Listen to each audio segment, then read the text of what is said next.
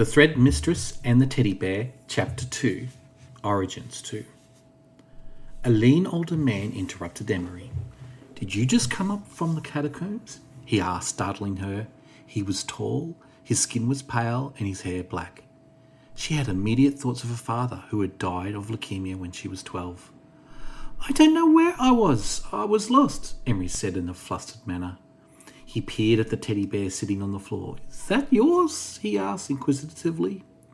"Yes," she announced loudly, and picked up little Ted, holding him to her in a protective fashion. "Aren't you a bit old for a teddy bear?" he asked, peering at the young adult who had presumably just graduated from a hero academy, placing her at 17 or 18 years of age. Emery flicked her long black hair. A cloud of dust launched into the air with a puff. She also had pale skin. She never got enough sun, and she stared at the intrusive man with her dark eyes. "I'm a puppeteer," she said, as if that explained everything. The lean man stroked his sharp beard, appearing to be considering her words carefully. "A thread user?" he asked. "And you are, sir?" Emery returned his question with a question. "Ah, how rude of me. I am Chief Inspector Moreau, Gamcorp," he said ominously. He didn't seem apologetic in the slightest. He lackadaisically held out a thin hand for her to shake and introduce herself. "Emery, a former student and recent graduate of NYHA, and yes, thread user," she announced before mumbling, "just not a very good one." She uttered the last softly and incoherently. She did not intend for him to hear. Moreau peered at the bear closely, making Emery nervous. She had just stolen it from the world's Heroes HQ, and he was an inspector after all. Do you have a placement? Thread users are rare and can be useful," he observed, making small talk. Emery shook her head. While the top students received offers throughout their last year and had to choose between them, she had not received a single offer. "You're going into the draft then?" he asked knowingly. She nodded. Now she knew he was a chief inspector. Emery was getting more nervous by the moment. She held on to little Ted more tightly. It was like her security blanket. Chief Inspector Moreau turned to leave and took a step down the passage. Just as she thought the encounter was over, he turned and said, "You should be proud of your skill. It takes real talent to craft something like that." The inspector indicated little Ted. With those parting words, the chief inspector stalked off. Emery exhaled. It was a long breath. She didn't realise she had been holding it. His last words confused and intrigued her. She looked at little Ted. His fur was brown, but impeccable despite being in the crusty old storeroom for God knows how long. She looked for stitching, and was surprised to find there was none. This was no normal bear. Normally there would be stitching at the joints, especially ears, arms, and groin. There was nothing. Even his nose had no thread, glue, or any other type of physical attachment. Emery gasped. This was no ordinary bear, as the chief inspector easily recognised. She pondered his power or powers for a moment. She shook with fear when she imagined he could possess mind-reading or farsight, which would make perfect sense for someone in his position. She recalled the box the bear was in. The room was dark, but the box was sealed with a cord, but it was no ordinary cord. It had taken her hours to unravel using her threads. She slapped her forehead. "I'm an idiot," she said out loud before looking around. Emery was conflicted. She thought about taking the bear back. "Young lady," announced a man from behind her. Emery literally jumped.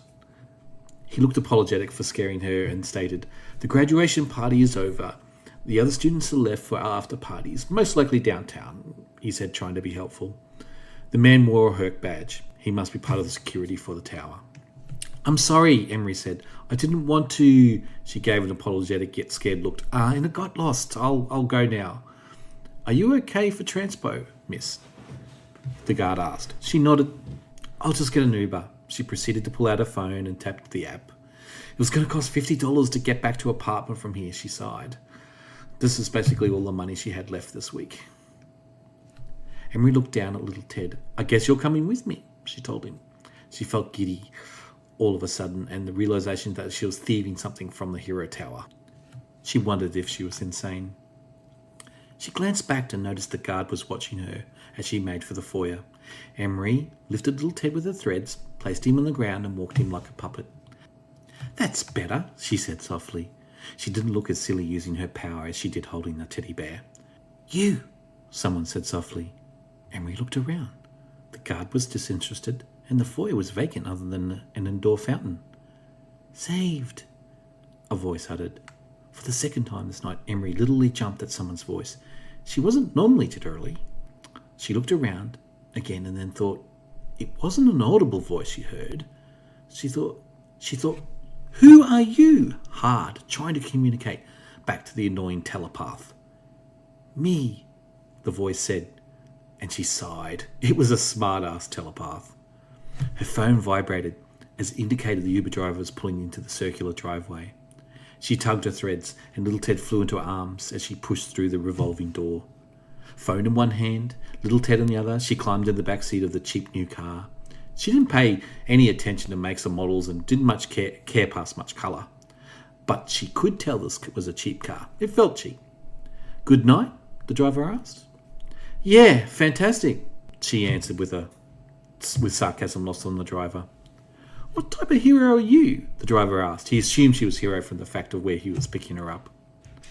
"I'm not a hero," she replied, with a slice of self-pity. Technically, she was a registered power wielder and academia trained, which was a good thing. If you had a registered power and had not graduated from an academy, you were deemed to be dangerous by most countries and international convention. Although a large slice of the population now had some sort of power, even if minor, once it ranked above a level 1.0, your life changed forever. You were either a hero or a potential villain and treated as such. "Oh, sorry," he said. "I just assumed you were because..." "Yeah, I know," she said, and proceeded to ignore the driver for the rest of the trip. When they arrived back at her apartment, she gave him a 5-star for being quiet and proceeded up the stairs. The single lift was broken half the time, and slow as a wet week for the other half. Emery finally pushed through the door to her one-room apartment. It was called a studio apartment. She thought of it as a shitty apartment.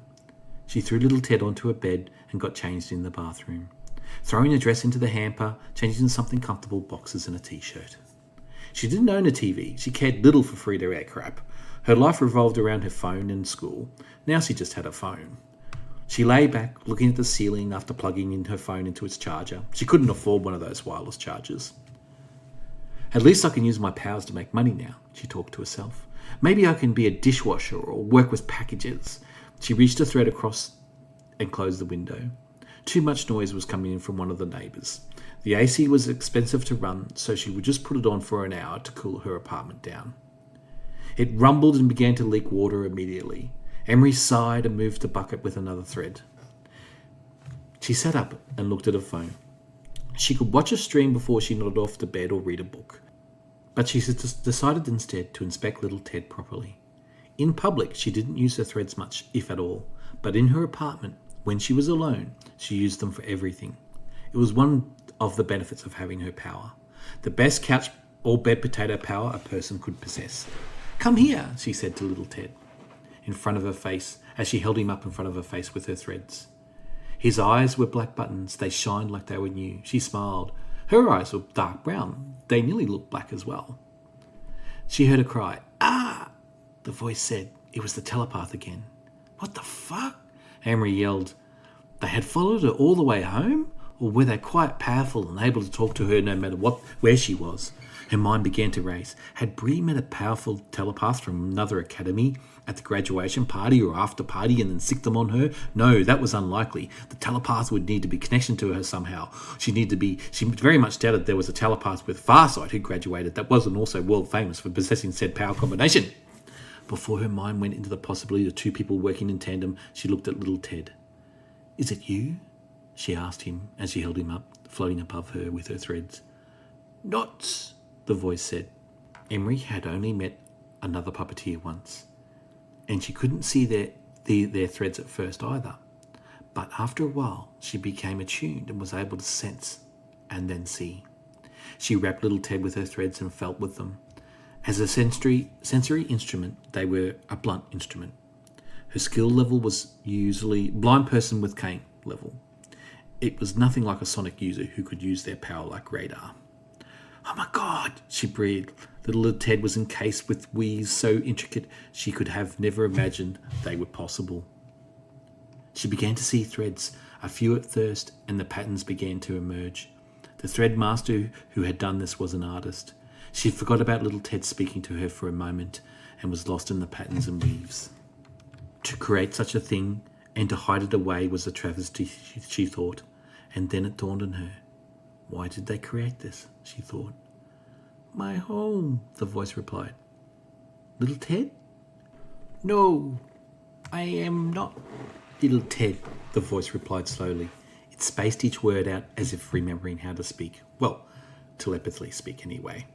Although it wasn't quite telepathy, she could feel its words coming through her threads. As soon as she removed them, she could no longer hear the voice. What's your name then? She asked. I can't remember, little Ted replied. What shall I call you then? She asked. Dunkel, the little voice said. That's an unusual name, especially for a teddy bear, Emery stated. But you have the right to choose your own name. I will not force one on you. Hello, Dunkel. I am Emery. Emery, the voice said in the form of a question. Brave? She drew in a sharp breath. Dunkel couldn't remember his own name, but he knew the meaning of hers. Dunkel, what are you? She asked. I am the duck. I have been... His words were improving, but he still spoke slowly, especially when considering it was telepathy. Dunkel, for a long time. Long time. That's the end of chapter 2.